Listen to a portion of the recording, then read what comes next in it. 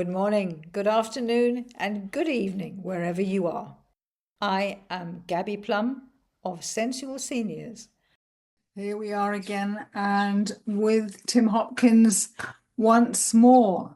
And we have, up till now, we have talked about the importance of vulnerability and how to give somebody the opportunity to become vulnerable and allow deeper emotions and things to come out. We've talked about the importance of massage and what massage can do. We're going to go into that a little deeper. And then we have also talked about Tantra. And now I'm with Tim again, and welcome, Tim.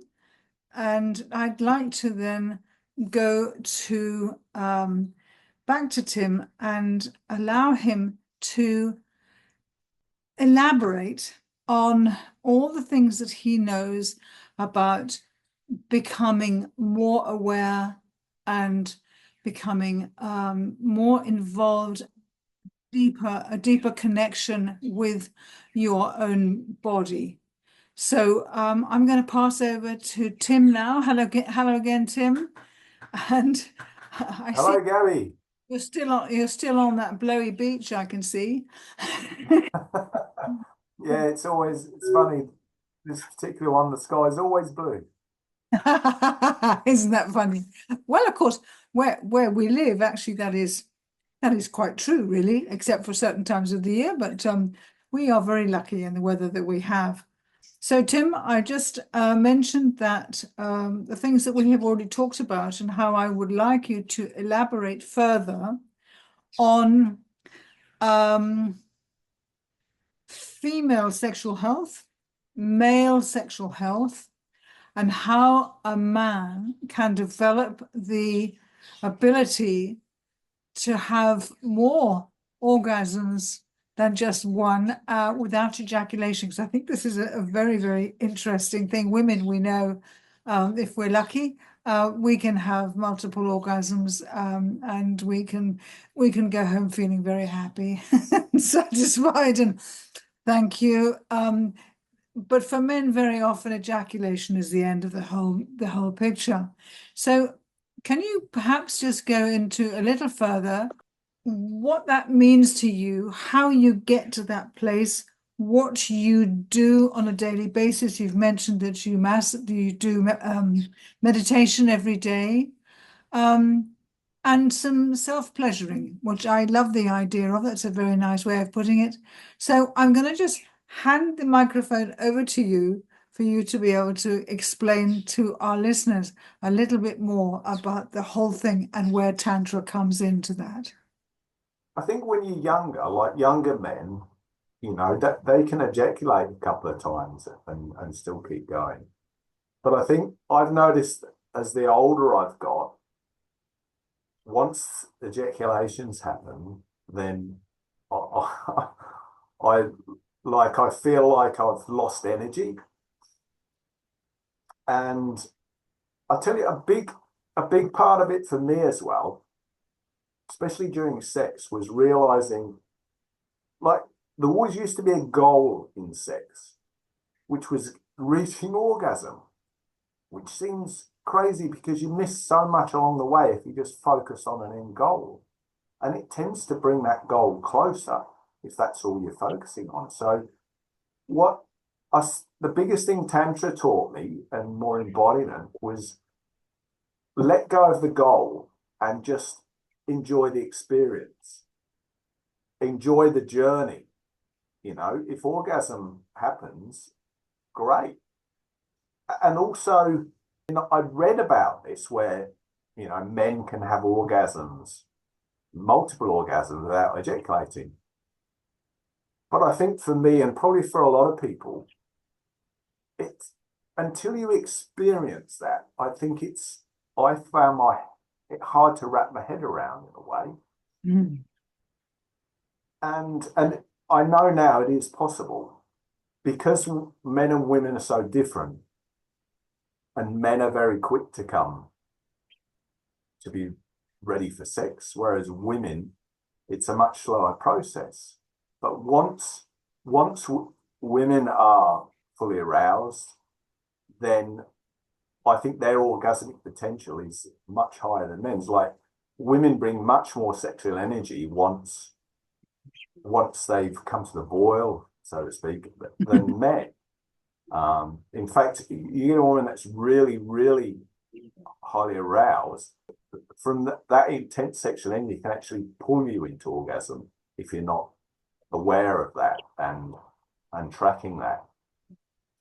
So the journey for me from learning to separate orgasm and ejaculation was firstly understanding that they tend to happen at the same time. Orgasm triggers ejaculation, but they are entirely separate processes in your body. Like orgasm really happens in your brain. You know, there's a buildup of energy in your groin, but orgasm is a brain thing. Where ejaculation is a physiological process that tends to happen just after orgasm. Like I know when I used to be cresting into orgasm, once I got more in touch with in my body and really, really learning to be with the experience, then the PC muscle, which is your pubicoccus muscle, which basically wraps around and under the prostate muscle or the prostate, when your PC and your prostate start to flutter, then that takes over and it's like a nervous system reaction. There's nothing you can do about it. It starts to pump, and it's that pumping which brings the semen through, mixed with prostatic fluid as well, that becomes the ejaculate. So it took me a long time to, what I would say, master that process. It was just an awful lot of practice. And this is coming back to, I mentioned earlier, I have a self-pleasure practice that I do every morning that really charges me up for the day as well. But when I started it was very hit and miss, and it was just self-pleasuring and bringing myself up to, if you think about it as a 1 to 10 on a scale of your arousal, bringing myself up to an 8 or a 9 when I knew that I could very easily crest over into orgasm, and then just backing off and sitting at that level and just feel into that, even stop for a minute and just move my hands up around my body and just follow with my awareness. Imagine that build-up of energy in my groin was expanding upwards, and you can even visualize that's moving up your spine. And some people call it edging, where you're getting closer and closer to the point of orgasm and then backing off, and it teaches, that process in itself teaches you to last longer. Now, when I first started, and this is very common for guys, you do that process for a while and you abstain from ejaculation, then you can get what they call blue balls. So you can get a feeling of pressure or uncomfortable feeling in your balls, which I guess is a build-up of pressure. It can be, and it's also a build-up of sexual energy. And once I got to the stage where I felt like the energy was moving up my body between those periods of stimulation. Very often I do this 2 or 3 times, and I would end up cresting over to ejaculation. And it's also important not to make yourself wrong because of that, because Yeah. I mean, orgasm and ejaculation, it's a wonderful thing anyway. But I think that can be something that derails you if you make that wrong in some way. And it was just a process of like a long-term practice. And I've practiced this. It took me probably 2 or 3 years. I've heard of guys mastering it in 6 months, but it took me personally 2 or 3 years. And I got to this point where I'd hold like such a high level of arousal in my body and feel it felt like it started to trickle up my spine. Mm-hmm. And I got better and better at holding myself right on the edge of orgasm without cresting over, and then feeling even pleasurable like mini orgasms in my stomach. And my stomach used to gurgle. What's this going on? And then all of a sudden one day I felt this rush up my body. And it took me by surprise, really. But I can only describe it as a rush of pleasure up my body. Wow, yeah. And yeah, I thought, wow. Mm.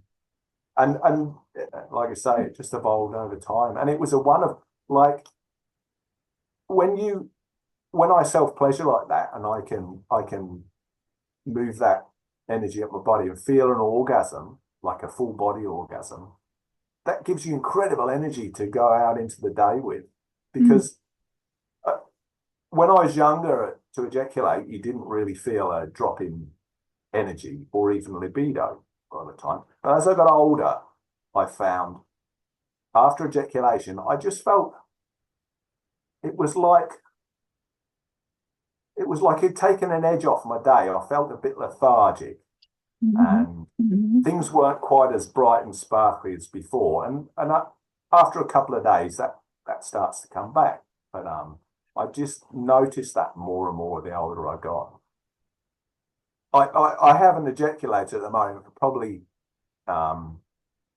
over a year now, and I did a lot of reading in the Taoist text around this, and they talk about different ages when a man up to 40 he can ejaculate so many times a week, up to 50 he can ejaculate so many times a week, and then after 60 they was promoting abstinence from ejaculation as far as feeling youthful and invigorated and energized in your body. And I found that to be true for myself. And I think it's a very personal thing.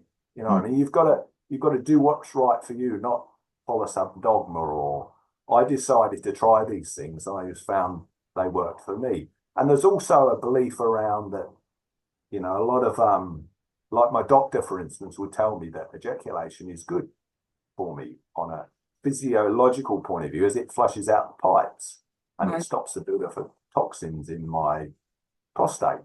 Yep.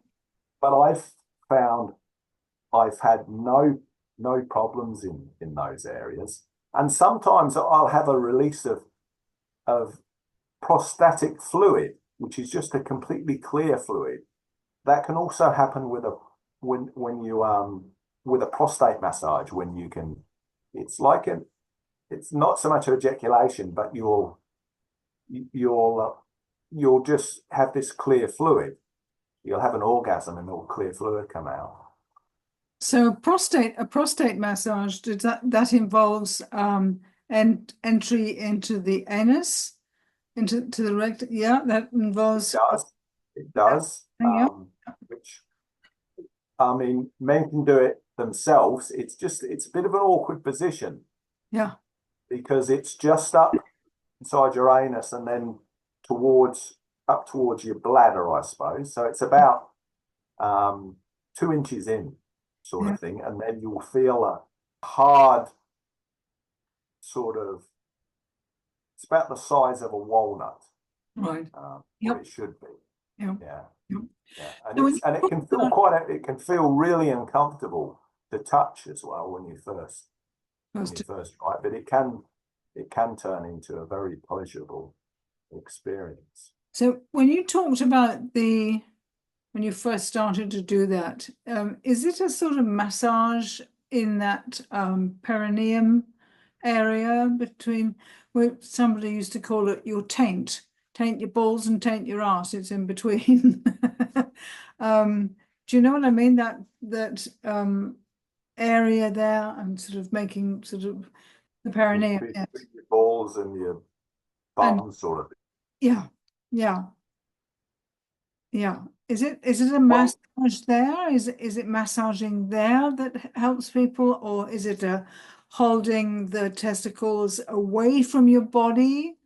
I've heard of These are all practices that I read about, but there's a spot the Taoists call the $1 million point.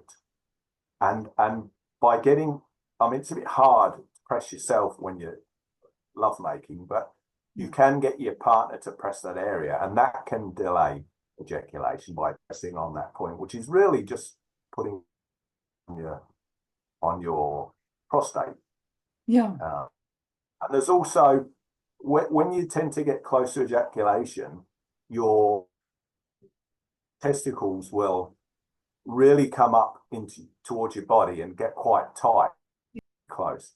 And like you were saying, then you can gently just pull them downwards. That can also tend to back away from that. The point where I found I could on and be just on the point of cresting into orgasm or ejaculation was when it's like the PC muscle, it starts to flutter.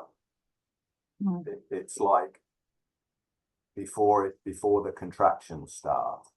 Can you feel it from the outside as well as the inside? How does that? No, it's just, for me, it was building awareness around, more embodiment. I can feel that happening inside my body. The more you stay, this is the thing about staying really embodied during sex and out of your head. The more awareness you can place in your whole body, in particular in your penis and your sexual organs, then the more those areas can open up. And it helps with engorgement as well, which is another area I found as I got older. My erections weren't as firm as they used to be. Oh, And so and I think a lot of older men can probably attest to this. So as you get older, your circulatory system isn't as good as it used to be. So your body produces less nitric oxide, which is a vasodilator. Yeah. Which opens up your blood vessels, and particularly if you're aroused, then it'll open up, the blood vessels that feed your penis. And you have spongy tissue on the inside of your penis called a corpus cavernosa. Okay. And this engorges with blood. Not good with big words. This engorges with blood. The blood rushes in, and then on the outside of that, you have a layer of like smooth muscle. And like the arteries that feed that spongy tissue are right on the inside of your penis. But the veins where the blood exits from are very much more on the outside. So there's a layer of smooth muscle and your veins, and then there's a layer of fascia over the top of that, and then you get skin. So when you get engorged or you get a hard erection, that traps that fascia and the muscle sort of constrict the vein to stop it flowing out again. That's how you keep an erection. But as you get older and you produce less nitric oxide and the process isn't as smooth as it used to be, so you're not as firm, then that pressure isn't quite as tight on the vein between the fascia. And so you can get what they call a bit of venous leakage, which I found, I'm pretty sure was happening in my case. So what can you do about it? And that makes it harder to stay erect for the whole sex life if that you're getting slight venous leakage. So is there something that you can do about that? Is there something that you can help yourself with, or is there a procedure? Yeah, there's lots of things. Even things like you can help your body in what you eat, as far as helping your body produce nitric oxide, which is, it's not, you've got to remember, if this is going on with your penis, it's also going on with the rest of your circulatory Yeah. system. So, for Yeah. instance, it's going to help your heart, you know, if you, and stop you developing heart problems, or help in that way. So, nitric oxide is, there are certain foods that help your body produce nitric oxide. Anything with what they call nitrates in, like beetroot, is a good one. And a particularly good one, which I really enjoy, is rocket. You know, I think they call it Okay. arugula as well. Arugula. But rocket is got a high content of nitrate in it. Okay. So if you eat rocket, then you can get a rocket. That's That's an easy way I remember it. But Yeah. so these things help your body to produce nitric oxide. Now, there's also things that can be detrimental to your body producing nitric oxide, particularly mouthwash, because Ah, mouthwash tends to kill the bacteria, the good and the bad ones, in your mouth. And it's the bacteria on your tongue in particular that start the whole process of creating nitric oxide in your body. So ah, mouthwash is a wow. good thing to stay away from. Okay. What about things like Even smoking and alcohol and stuff? yes, yeah, and even fluoride in your toothbrush, fluoride actually has can have an effect on the bacteria as well. So, Okay. to stop that. So are you, So are you nitric oxide is one area to look at. There's even supplements you can buy that help you with the nitric oxide. what sort of supplements would they be? Hairy Oh, goat? there's lots of them out there. Tend to be ones with good nitrates in. There's watermelon is another good one because it contains citrulline, and citrulline is another component that is converted into nitric oxide by your body. Ah, okay. Interesting. Yeah, Interesting. L-citrulline Yeah. is good as well. What about the hairy goat weed, which I've heard is good for the Horny goat weed. stand? If a friend of mine, Yes, I think, horny goat weed. I think with a lot of these things, it's personal to you. I've tried horny goat weed, and I find it too. It used to fire up my nervous system too much. It's like quite stimulatory. okay. Uh, I find one that really works for me is ashwagandha, which Oh, is ashwagandha, yeah. a supplement, which is ashwagandha's. It's an adaptogen. Yeah. I find it really helps with your testosterone and your hormone, keeping your hormones at a good level, and it also helps your body uh, produce less cortisol, which is so it's adaptogenic like that. It can help you. It can help regulate nervous. It's good for sleep. Yep. The supplements that I found work best for me, particularly with testosterone, with zinc. I take 15 milligrams of zinc, and with any of this, you've got to find what works for you. Yep. And the other one that I took, which was really good, which was boron. And boron's a mineral It is. that our body needs. Normally get boron it's from the soil, so you get it from the vegetables you eat stuff. But a lot of our soils are depleted because of modern farming practices. Our soils are depleted of boron, and I found your body needs about 3 milligrams of boron a day, and I actually take 3 milligrams, and I found it brought just the combination of those three things brought my testosterone right up into really, really healthy levels again. And boron, I did a bit of research into it. There's a lot of guys advocate taking up to 10 milligrams of boron a day, and that can really, really help. But I found the 3 milligrams was enough for me. It just brought my testosterone, and I felt the difference. It brought it up quite a bit. Now, Tim, we talked a little bit privately about one of the podcasts I've done, which was about and where is my G-spot? Now, I'm just wondering, you've done a lot of work on yourself and you understand a lot of things to do with men. Is there anything that you can suggest? And, maybe we do another interview on it. I think that would probably be better to do an interview. I think so. Yeah, things that would help women. We talked a little bit about vaginismus. Again, because I'm a man, I've got an embodied experience of my experimenting on myself as far as things that are beneficial for men. I have got experience of working with women in a bodywork capacity, but again, I'm not in a female body, so I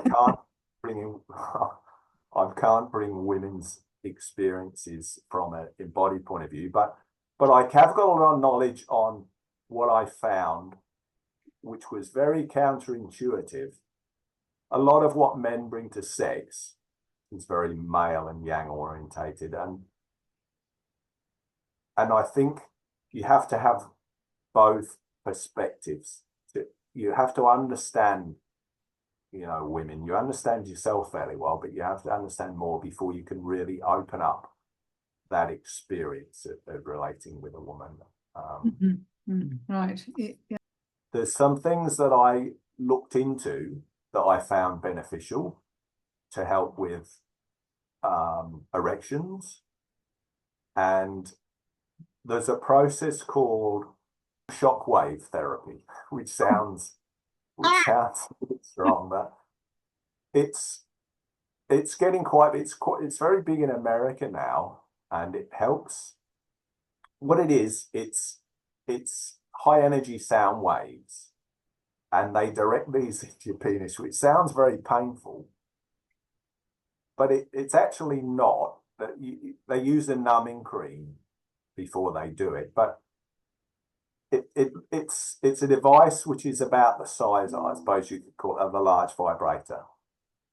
And it's connected to equipment, and they just run it along the skin of your penis, and it delivers sound waves into your penis, which break up over time in your very small arteries and stuff that feed your penis with blood. They can become constricted, or you might have a little bit of buildup of plaque in there or something. And this sound wave therapy helps to break all that up.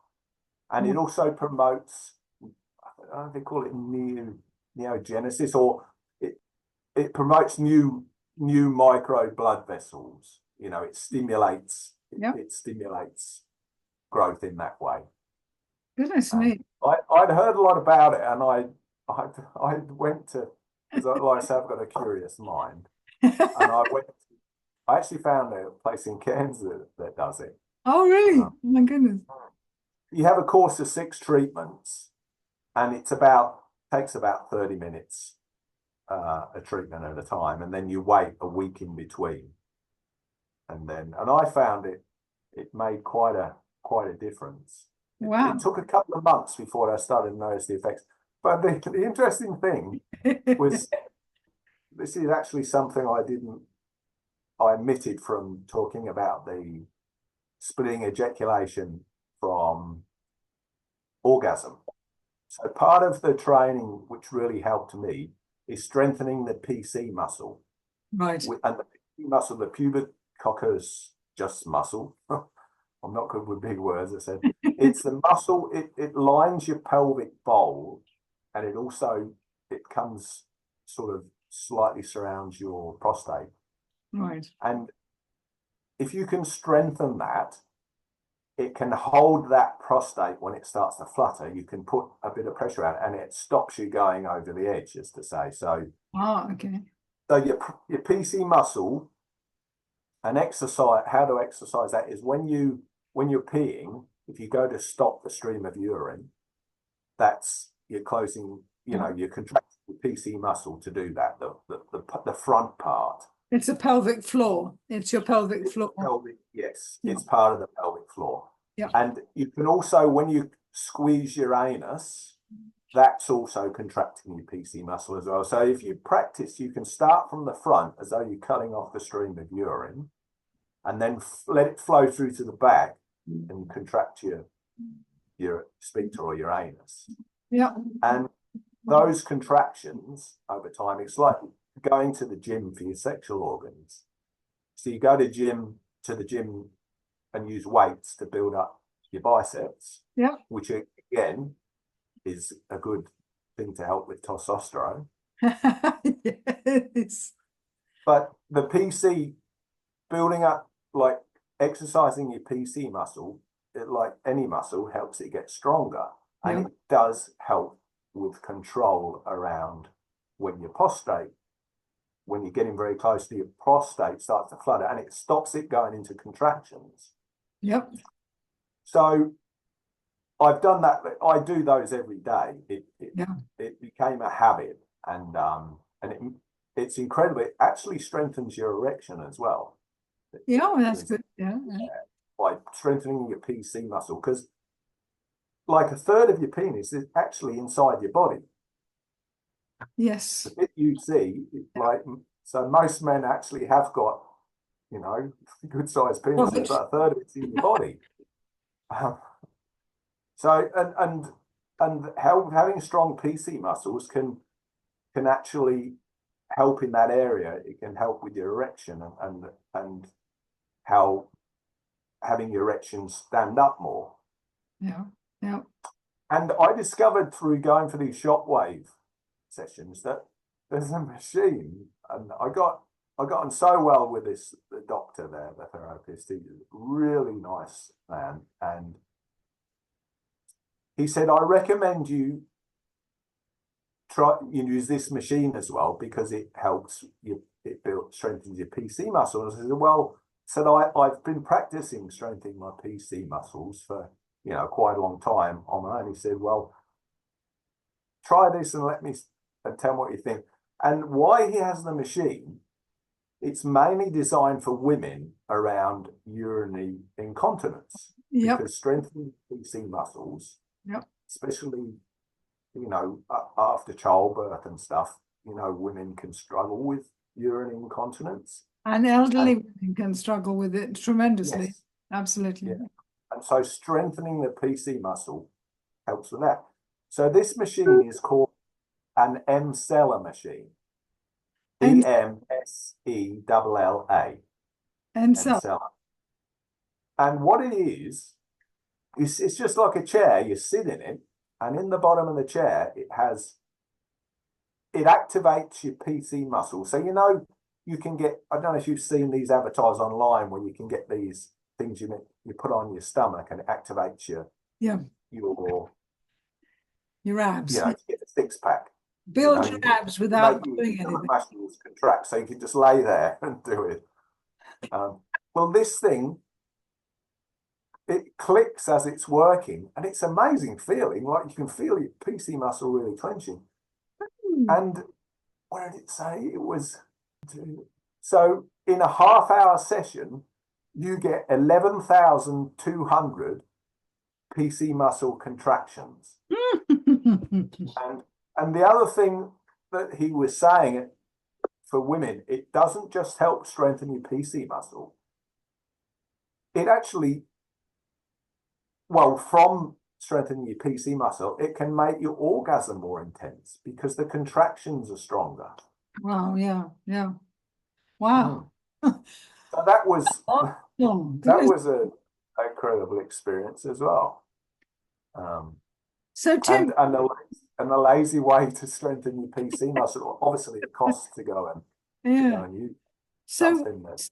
so where do we go from here? I mean, I'm thinking that, I mean, we've talked privately about G spots and E spots or A spots or something like that. We've talked things about that sort of thing.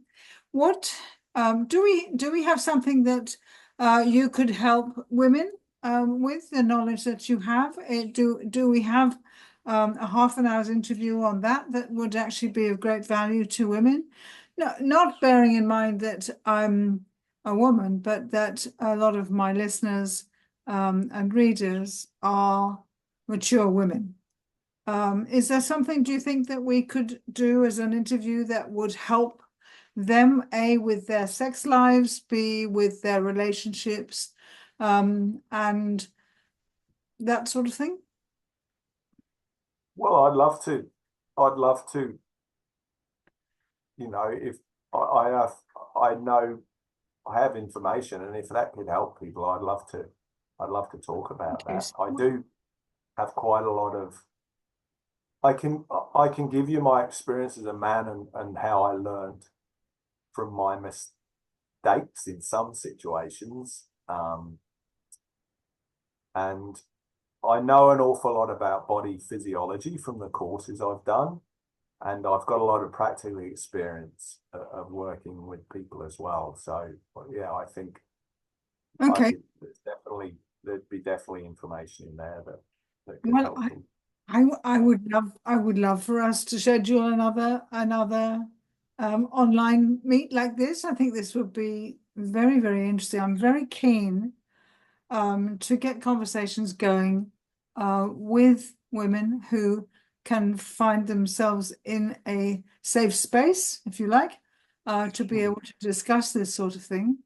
And I think more information coming from a man in this totally non-judgmental and open sort of way, I think is a great encouragement for ladies to perhaps be able to then open up a little bit and to recognize that talking about these things is not bad for them. It's good for them. It lets a lot of weight go, what things that they're carrying around. We know what it's like to carry things around. And I think that then having a bit more information would stimulate more conversation between women and myself or other people. So if you would be happy to do that, then I'd be thrilled to bits to organize another interview. How does it get any better than that? That's very cool. Absolutely, Gabby. Absolutely, I'd be happy to. Okay, so we're going to get closed down any second now, and I would then just finish up by saying thank you very much again for something that is just so valuable from a knowledge point of view, and it's lovely to see your face and to talk to you again anyway. But let's we see if we can organize another time, and we'll take it from there. Much love, Gabby. Okay, much love to you too, and take care, look after yourself. Put the You sunscreen too. on. Keep the sunscreen on, mate. Yes. Or not. All righty. Lots of love to you. Blowing kisses. Take care. We'll talk again very soon. Lovely. Bye-bye. Okay, bye for now. Bye-bye. Bye.